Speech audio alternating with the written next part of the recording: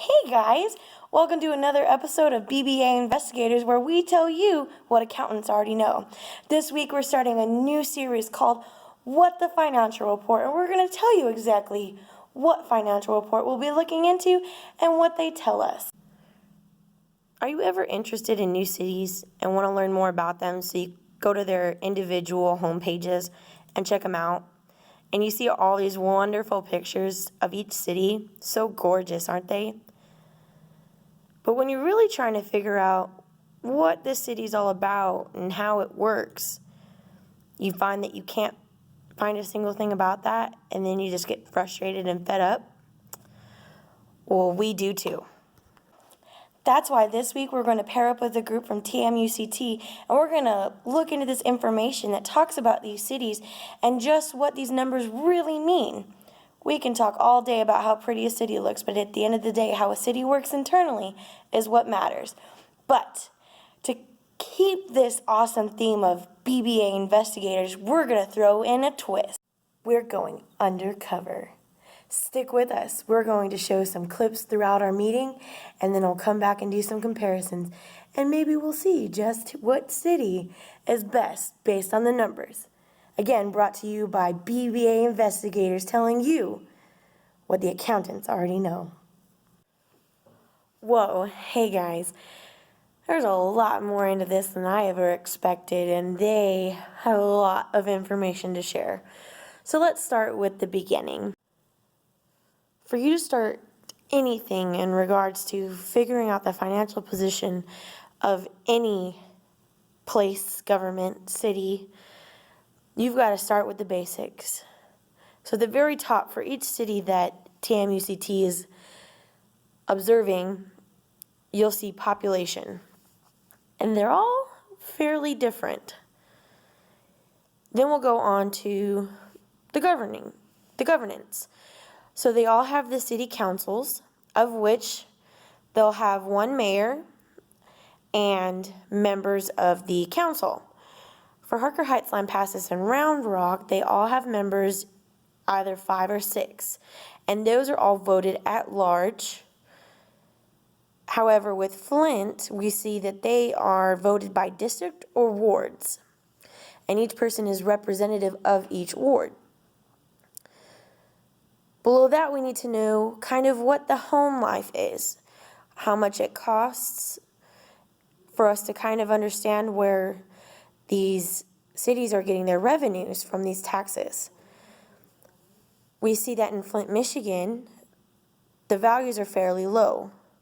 In Harker Heights, Lampasas, Texas, and Round Rock, they're all over 100,000.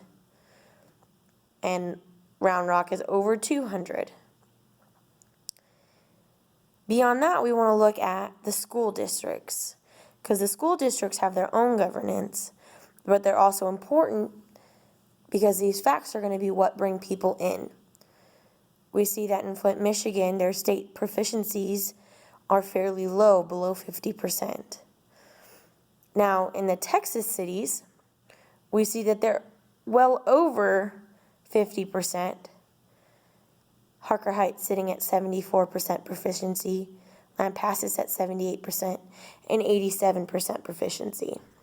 These all factor in to the information that we're going to see in these financial reports. And we have to take them into consideration of why these numbers are the way they are. Now that the groundwork is laid, we're going to start looking into financial reports. What financial report, you might ask? We're looking into the CAFR. It's a comprehensive annual financial report. Though it's not obligated for the cities to do this, they do so to show you more of the detailed information of what's going on with their assets, their debits and credits, their liabilities, and from there you'll create ratios to figure out how the city's working, how it's doing. And this stuff is no joke. This book is huge, and it goes over the CAFR. I don't think that they think that I don't know what's going on, but it's going pretty well. So the next meeting, we're going to go over these reports and these ratios, and you're going to see just how much they know that you don't know, but we're reporting to you. live from BBA Investigators. All right, it's day 2. Let's see what these numbers say. Hey, all right, so what have we got here today? So I'm here looking at the different ratios that are telling us how the city is performing, and we picked up these 5 ratios that will help us. My God. No, yeah, I get it. That will kind of shows what's going on inside the government. Yes. All right, and these are pretty good at comparing. These will be good for each city? Yes, they are. Wow. Look at these ratios. These are complicated. Yeah. Current ratio. You got your current assets over your liabilities. Wow. Didn't know that would make a difference. I guess we'll see how these numbers compute. Interesting. Numbers are wild.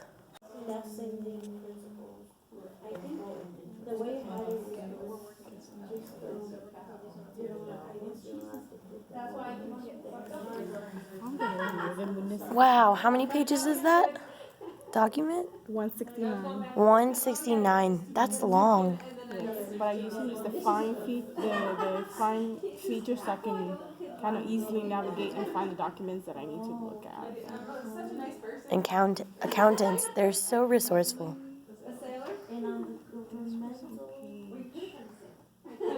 Wait, these special revenues, she told you to subtract those? That was before I asked the question. Yeah, So we're keeping that one. Keeping that one because technically it was not capital, remember, because it was just a grant. It's a program. Not that. So this is not, it's just these 2 that to count. Add that number right there for total general revenue. So you're adding your program revenues to your general revenues, and that's your net revenues. Okay. Those 3 numbers. Does that make sense? Yeah. Did it say subtract special items or anything like that? For interperiod? Yeah. This is one we did in class on top. Right, are unable to pay it.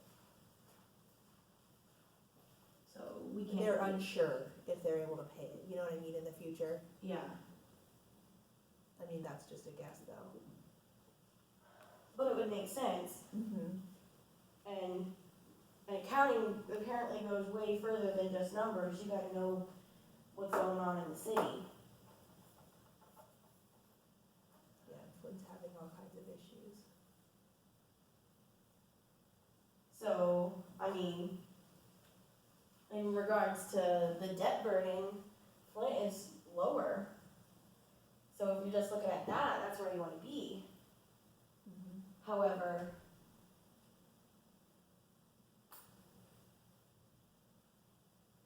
is that where you want to be? Because their assets are way out of too close to the end of their life. That's going to increase the liabilities. They don't live within their means, which would make sense. So it really kind of just depends on what you're looking at. Harker Heights is kind of in the gray area, whereas Lampasas and Round Rock seem like the place to go. It just depends on what you're looking for. What kind of government run do you want? Do you want to live within your means more than you want to have to repay or refinance assets? Or do you want to generate more revenue? Kind of crazy. And Harker Heights is actually, all of the numbers are in the middle. Right, They don't have the best number they're in the gray on area, any yeah. of them. So if you just want to take a chance, go with Harker Heights, I guess. Yeah. You don't know where they're going. And maybe that's because they're such a new city. Newer, yeah, coming up. So, but I mean, you gotta take a little debt to make some money.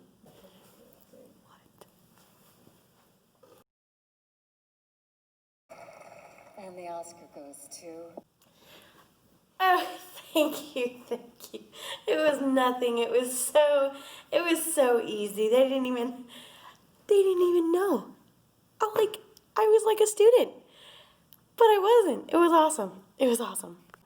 So in all seriousness, we've found out a lot with these numbers. Flint is not doing so well with their numbers and with their current city status. Harker Heights is coming up, but it's not where you'd want to be if you're looking just at the numbers. Lampasas and Round Rock are pretty much the same. It kind of depends on what city environment you want to be in. But number-wise, they're all right there. But you have to know what these numbers mean. And you have to understand how you get them. And then what causes these numbers to come off like this. And these CAFRs are very extensive, and they have explanations upon explanations of the explanations, which is why we saw that they were over 100 pages long. But they're very informative. So you can't just look at these online profiles for each of these cities. You really need to get down and dirty in these numbers and really take the time to understand what's going on, because these numbers are no joke. They really are important. And we see that. And now we can make a decision. If this is a situation where we wanted to move, this is what we should use, because it's going to be important what we're going to pay in taxes, what we're going to pay to keep the city better. It all matters. And we brought those numbers to you, ones that accountants already know. Thanks to BBA investigators. Y'all have a great night, and thanks for sticking with us. And thanks for joining us on our new series called What the French Toast. We're going to dive into the information with them and learn a little bit about the numbers that they like to